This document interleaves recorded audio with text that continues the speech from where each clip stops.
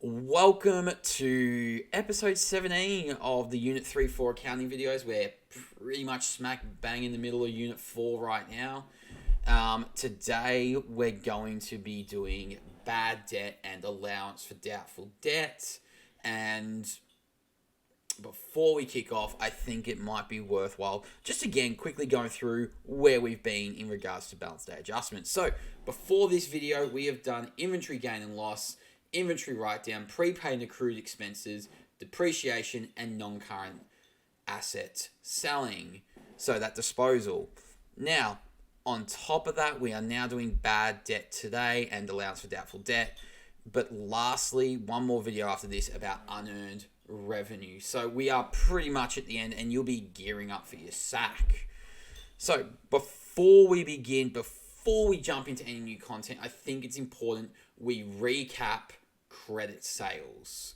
So I just want to put down how to do a credit sale because this will align at the end. And I promise it aligns and you'll see how. So how to do a credit sale in the general journal. It's up on the screen here. You can see the debit of accounts receivable, 5,500, which comprises of the GST clearing and sales being a credit of 500 and 5,000 respectively. You also have the cost of sales, which is 2,000, and the inventory, which is also 2,000. The cost of sales obviously being the expense is a debit, and the inventory going down as an asset being a credit. So that's how it looks in the general journal, and that's how we record a credit sale we make. We've been doing that all year, so that's not new ground to break. But okay, and by making this in the general journal, we're working on the assumption we're going to get this money back. But as we know, businesses go out of business. They stop being in contact. A lot of reasons can happen. We cannot do the background check properly, and they've been dodgy the whole time. But ultimately, we're not getting that debt. And that's where bad debt write-offs come in, bad debt expense comes in, and allowance for doubtful debt. So one thing a business will do, and you'll be expected to be able to deal with, is the assumption that a business will not get a certain percentage, whether that be 1, 2, 3, all the way up to 10%. It can be anything in that range. You need to be able to account for that doubtful debt. Now, before we jump in, I've used two new phrases, bad debt and allowance for doubtful debt, and essentially doubtful debt. What are those terms? So, a bad debt is a debt that is written off as it is considered irrecoverable as the accounts receivable cannot pay due to bankruptcy. And then the doubtful debt is a debt that is unlikely to be collected in the future, but is not written off as it is not confirmed to be uncollected by accounts receivable. So we have those two phrases there. Now, what are the steps to do bad debt? Let's just jump straight into that. The first step is calculate the amount the allowance will need to be, deduct any bad debt written off, and then adjust the allowance to be at the calculated amount. So this allowance is an account, so we go to start with the opening, take off the write-off. You'll see through the example that, again, this is an account, and like accumulated depreciation, is a negative asset. And I think that's important to be aware of. This is a negative asset. So I think we'll jump straight into the example, and I'll introduce the formulas there as well. All right, so with the formula or the example, here we have, as at the 30th of April, we have a total accounts receivable of 40,000. We had the net credit sales for the past month of 45,000 plus GST. And we worked on the estimation of 5% of our debt will be considered unrecoverable. So how do we calculate our allowance? What does our allowance need to be at? Now, also, we're going to work on the other assumption. Our allowance is 0. So we go net credit sales. So our formula is net credit sales. So credit sales minus sales returns times our estimated rate. So in this case, it's 45,000. Do not include GST. So 45,000 times 5%, which gives us 2,250. So that is the number our allowance needs to be at the end of the period. So we need to adjust to get it from what our starting amount is, which is 0, all the way up to 2,250. So the formula, as I've talked about already, is the end amount of allowance for doubtful debt will be start plus bad debt expense minus bad debt written off. Now, if we transpose this, which we will need to do, we need to make bad debt expense the subject, because that's what we will be calculating most of the time. Bad debt expense will equal end minus start plus bad debt written off. So we'll apply both of those formulas and you'll see how they interact. Firstly, we have the general journal though, because if we have a look, we started at 0. So let's put that formula in. So start plus bad debt expense will be X minus bad debt written off 0. If you don't mention it, it's 0 equals 2,250. You can see quite simply there, we've just got to put 2,250 to make it equal, and transposing the formula again will show us 2,250 minus 0 plus 0. That gives you pretty simplistic things. In the next example, it'll be a bit more detailed. But anyway, the general journal.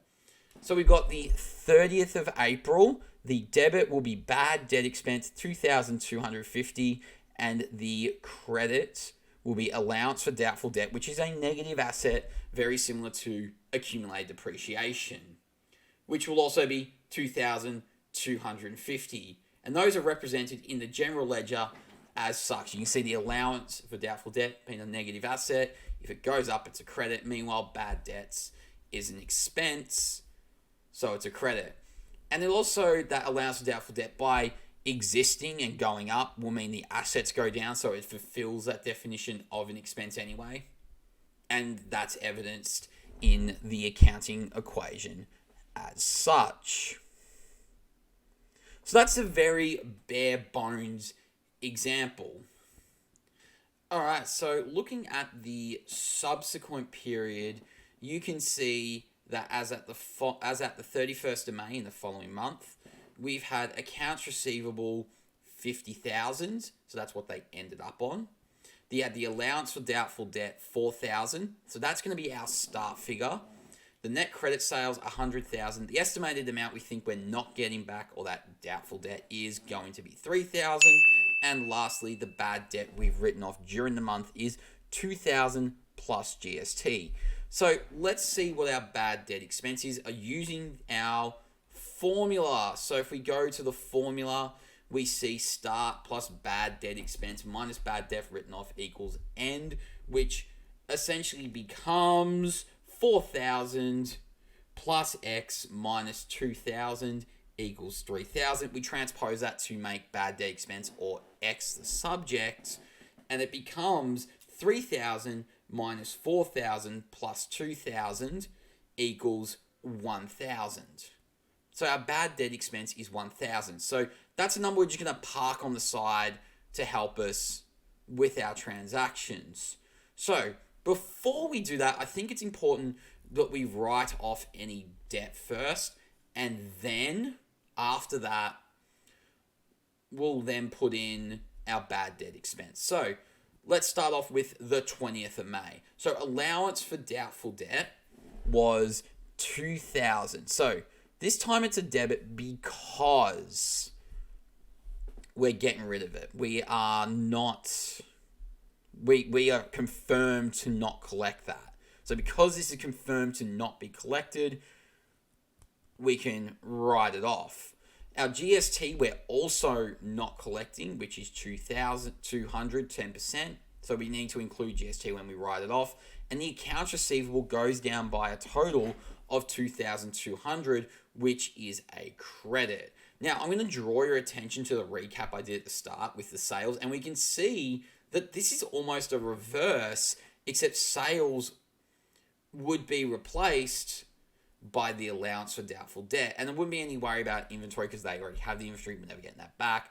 But this is what writing off a debt looks like. So it goes off the accounts receivable.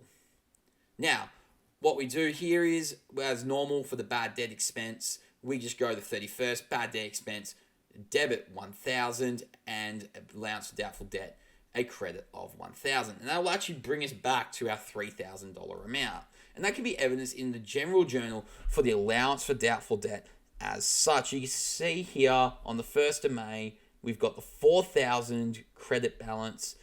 On the 20th, we wrote off 2,000 that we knew we were not getting back. We don't put the GST here, please remember that. And then on the 31st, on the credit side, we do the bad debt expense of 1,000. And then on the debit side, we balance it with 3,000, which is the calculation we did at the start. And that balance carries through to the next month in June.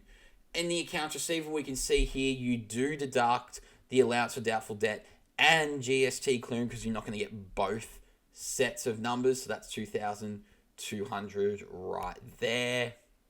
And that's reflected in the balance of 47,800, which represents 50,000 plus 2,200, which is sales and the GST we're not getting back. And then lastly, the bad debt expense. As normal, it's a debit because it's an expense. And if we look at the accounting equation for both the write-off, as on the screen shown, you can see assets decreases as accounts receivable 2,200, but the increase via a decrease of the allowance for doubtful debt. So if we decrease a negative asset, it increases assets, is 2,000, leaving a net decrease of 200. And if we look at the liabilities, we can see a decrease in 200 of GST clearing with owner's equity not being touched. So that balances. That's the whole impact on the accounting equation. And then obviously for bad debt expense, it's like the previous one where we decrease the accounts receivable because we're increasing the negative asset there. And then owner's equity decreases because profit goes down via the bad debt expense, both of $1,000. Again, liabilities not being touched. So that balances there. So how's this look on the income statement, on our reports?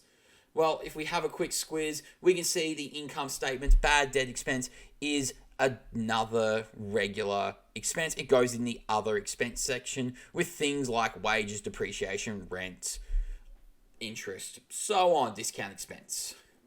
Meanwhile, on the balance sheet, this is where the biggest change comes in. The balance sheet, you can see accounts receivable. You've got your amount there, 47,800. And then less allowance for doubtful debt, 3,000, giving you a total amount of 44,800. Now, why do we do this? Well, for two reasons. For faithful representation and relevance.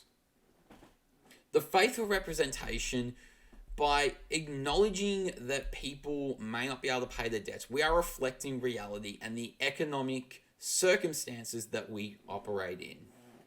It can help us with decision making because it can help us determine either what our estimates are at or should we even be offering credit in the first place. And also omitting this information is quite unethical because we will be painting a false picture